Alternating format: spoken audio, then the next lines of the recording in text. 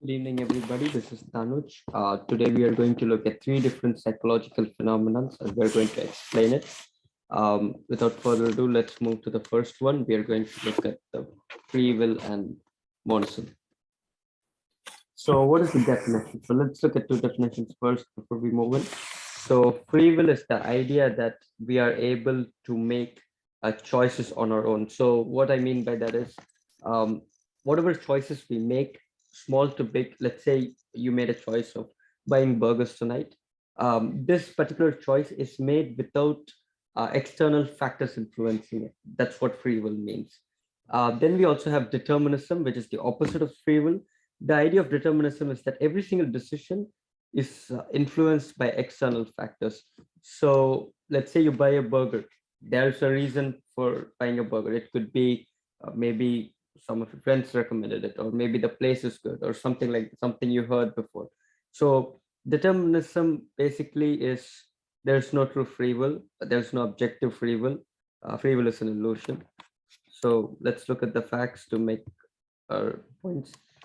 We should also look at two other definitions before we jump in. So first, monism. Monism basically means the idea that the mind and the brain are a same entity. There's no difference between both. Whereas dualism is the exact opposite. So the idea that the mind and the brain are two different entities and they interact with each other. So that's what dualism people believe. So when it comes to the idea of free will, monistic people believe that there is objective free will because there's no difference between mind and brain. Whereas dualism, people who believe in dualism believe in determinism. So let's look at an experiment to make sense of the situation. So Benjamin Libet, a famous psychologist, conducted a great experiment. In this experiment, he hooked his subjects to an EEG machine. EEG machines are very good in detecting brain activity. It's not very good in locating where the activity is happening, but it's very good in detecting brain activity. So after he hooked them up to the EEG machine, he told them to do a very simple task. He just said, do something with your hand. So different participants did different things. Some people twisted their hands, some people just put a finger up, some people put their entire hand up, whatever. A very interesting finding in this experiment was once Libet told, before even they could consciously made the decision, brain activity was found around 200 to 400 milliseconds before the conscious decision of doing this action was made. Brain activity was recorded. This states that there's no objective free will because the, the brain activity was done before the conscious decision was made.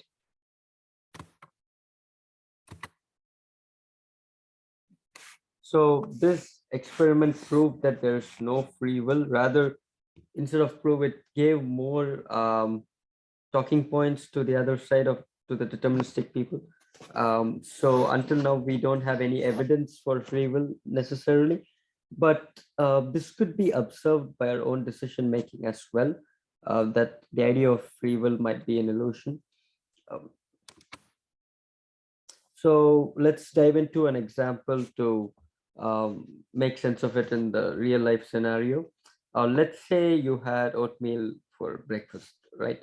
Um, you made that. So if you are believing in free will, so you just made the choice because you just thought about it. That's what free will means. But is it true? You probably chose oatmeal because your friend recommended it, or you tried it before and you really like it, or your significant other likes it, your kids like it, or maybe you didn't buy enough groceries and this was the only thing, and or you didn't have time to cook other ones.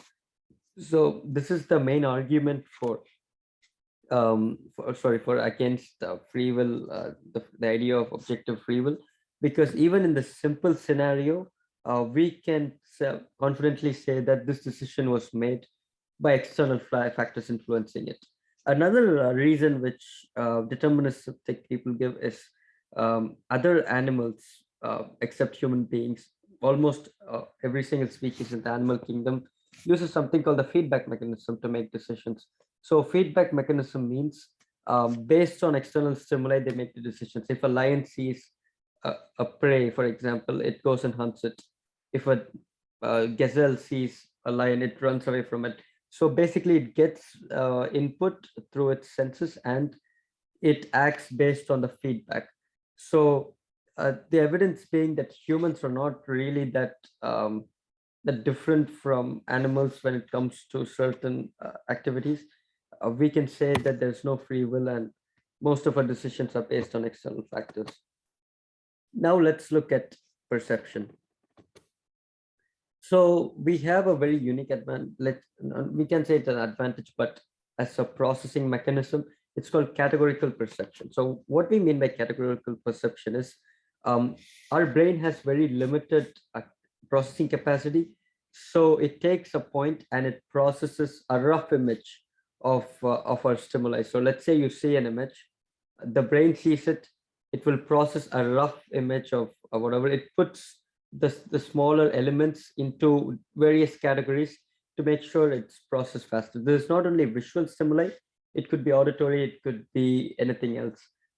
So let's say the brain gets information through audio and it hears news of this particular group of people committing this particular crime, and which is very frequent these days because they accuse certain type of people doing this.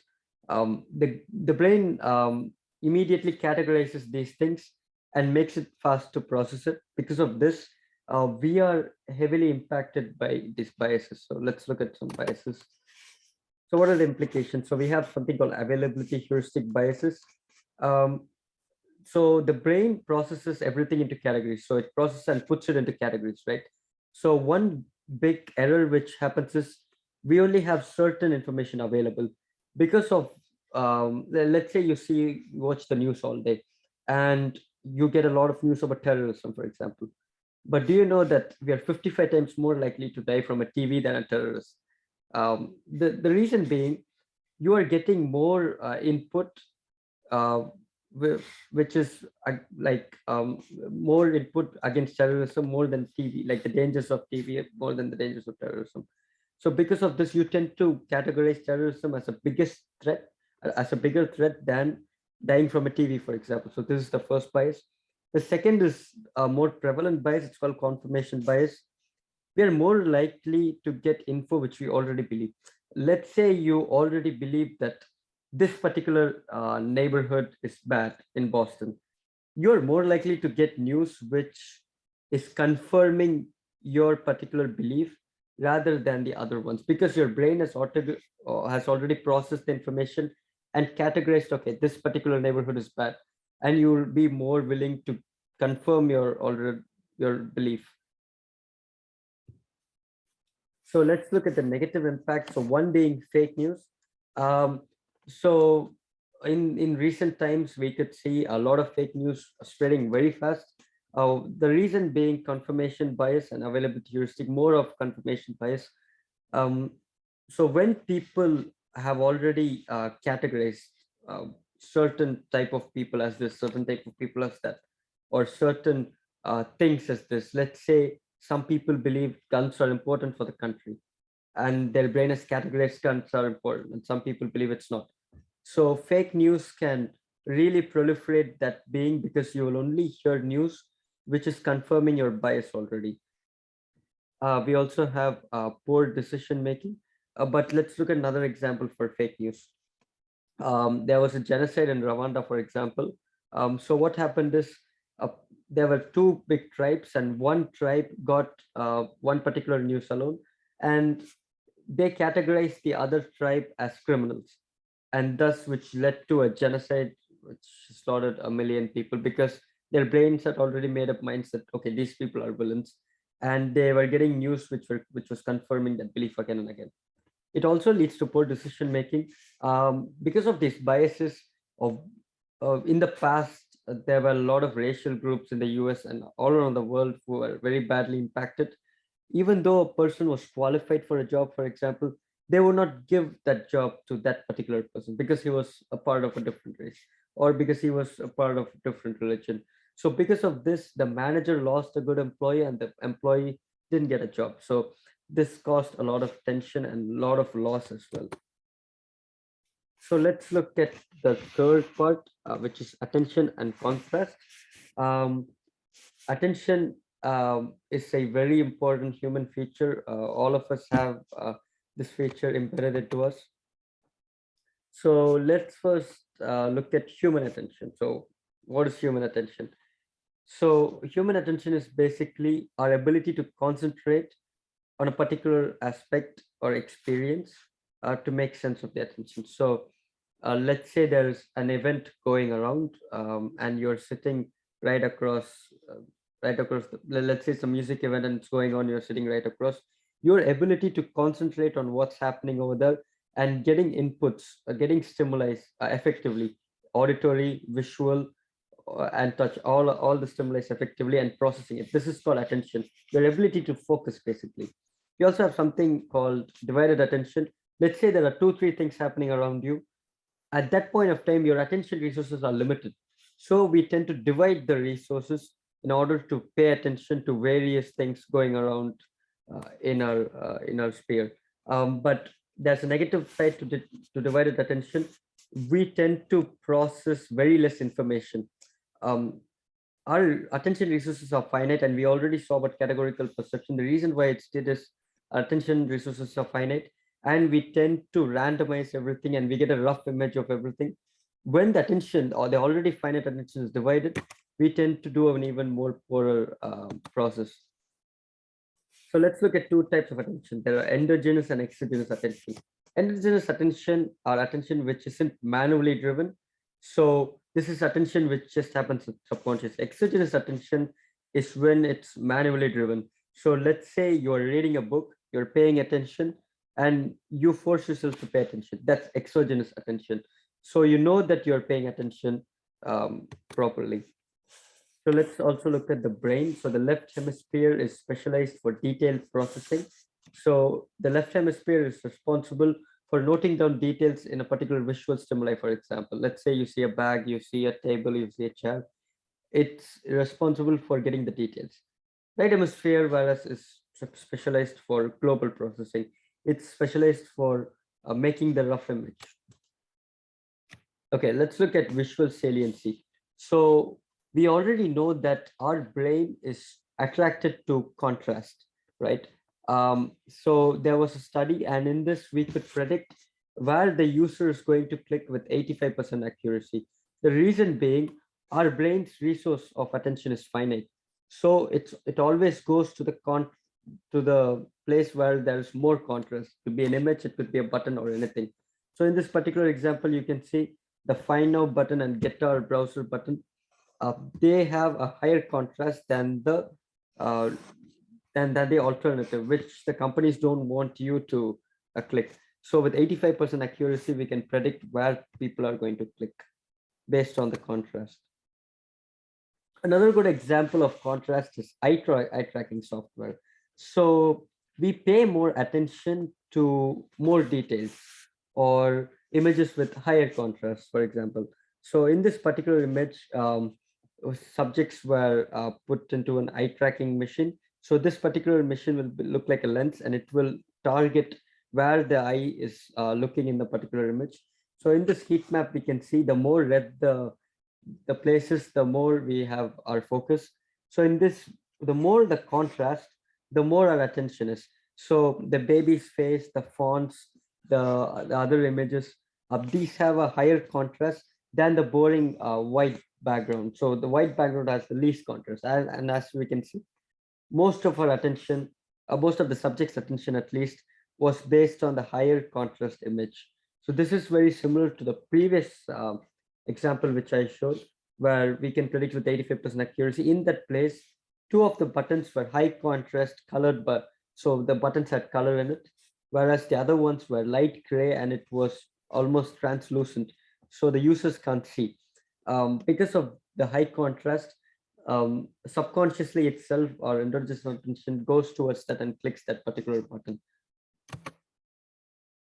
So let's look at the impacts. So what are the impacts when it comes to our preference to contrast specifically?